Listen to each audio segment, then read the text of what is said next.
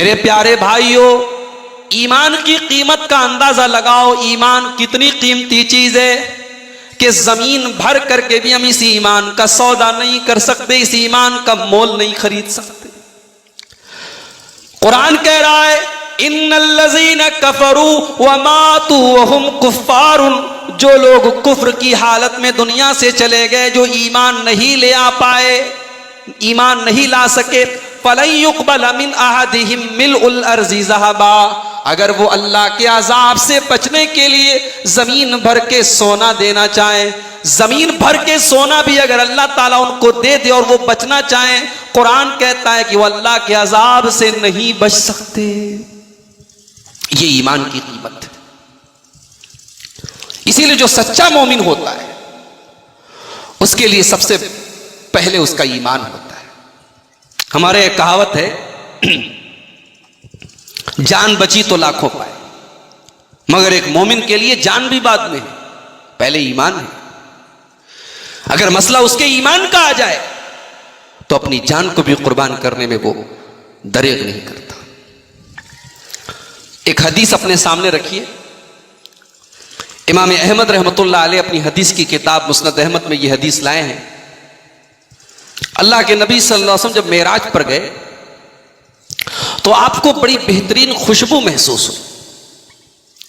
आपने पूछा, जिब्रील ये खुशबू कहां से आ रही? हजरत जिब्रील ने कहा कि अल्लाह के रसूल, ये खुशबू उस औरत की है जो फिरौन के महल में नौकरानी थी और फिरौन की बेटी को कंघी करती थी। उस औरत का काम क्या था? फिरौन की बेटी के बालों को कंघी करती थी। ये उसी औरत की खुशबू है, उसके बच्चों की खुशबू है।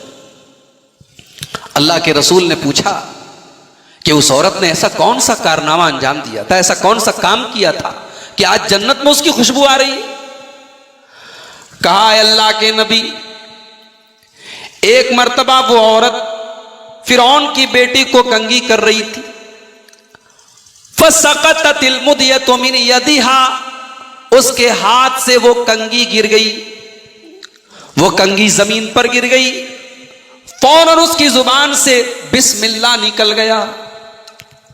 गौर करो मेरे प्यारे भाइयों, मेरी माओ बहनों, आज हमारे साथ अगर कोई अचानक कोई हादसा हो जाए, कोई बात हो जाए, तो हमारी जुबान से बिस्मिल्लाह नहीं निकलता, अल्लाह का नाम नहीं निकलता। अरे बाप रे, हम लोग ऐसे बोलते हैं, अरे बाप रे, अरे मां, कुछ लोग ऐसे बोलते हैं। इंतहाई जहालत की बात है। एक मुसलमान की जुबान से अचानक अगर कोई एक्सीडेंट हो जाए, कोई हादसा हो जाए, तो सबसे पहले अल्लाह का नाम निकलना चाहिए। हमारे मुंह से अरे बाप रे निकलता है, गलत है ये, इसको छोड़ दीजिए। उस औरत के हाथ से छुरी गिरी, माफ कीजिए, कंघी गिरी। उस औरत ने फौरन कहा बिस्मिल्लाह। फिरौन की बेटी बोली, तुम किसका नाम ले रही हो? कहा कि मैं अपने रब का नाम ले रही हूं। कहा, अच्छा अच्छा, तुम मेरे बाप का नाम ले रही हो? कहा, नहीं नहीं, मैं अल्लाह का नाम ले रही हूं जो मेरा रब है। कहा कि क्या मेरे बाप के अलावा भी तुम्हारा कोई रब है? कहा कि हां, मेरा अल्लाह मेरा भी रब है, तुम्हारा भी रब है, तुम्हारे बाप का भी रब है। फिरौन की बेटी कहती है, क्या मैं ये बात अपने बाप को बता दूं? कहा, बड़े शौक से बता सकती हो, मुझे कोई डर नहीं। देखिए, मसला ईमान का आ गया, मसला तौहीद का आ गया। वो गरीब औरत है, वो नौकरानी है, वो फिरौन के महल में काम करती है, मगर मेरी प्यारी माओ बहनों, उसका ईमान तो देखो, उसकी तौहीद तो देखो।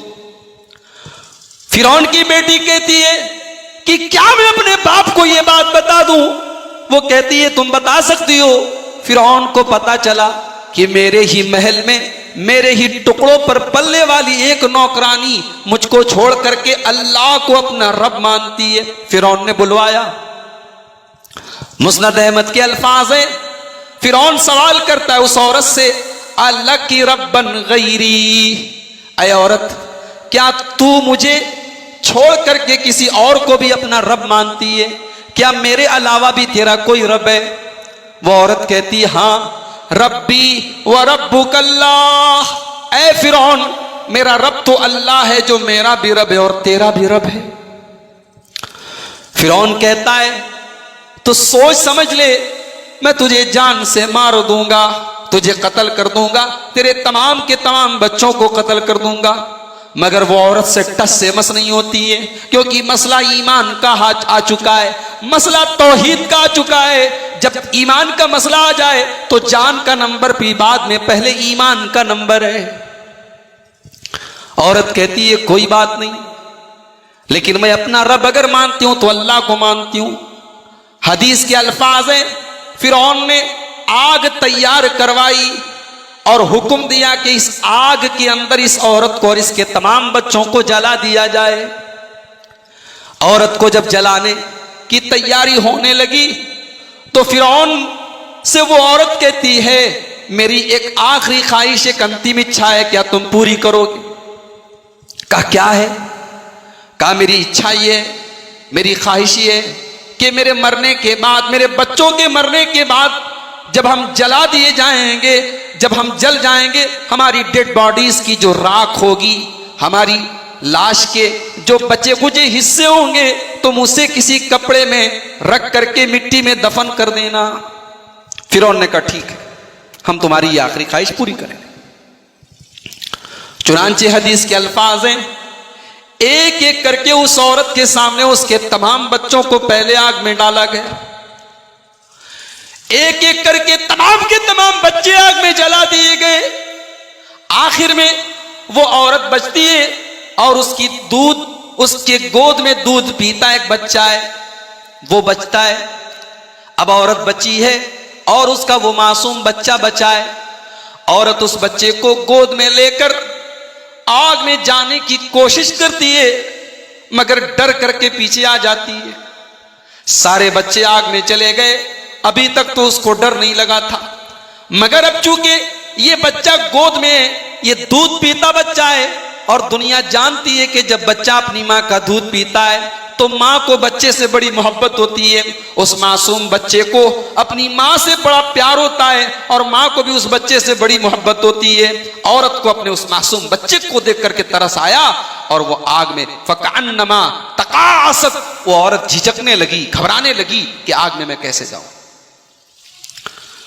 अल्लाह तबारक व तआला ने उस दूध पीते बच्चे को, उस शीर खार बच्चे को, उस दूध मुंहे बच्चे को अल्लाह तबारक व तआला ने कुव्वते गोयाई दे दी, बोलने की क्षमता दे दी, बोलने की ताकत दे दी।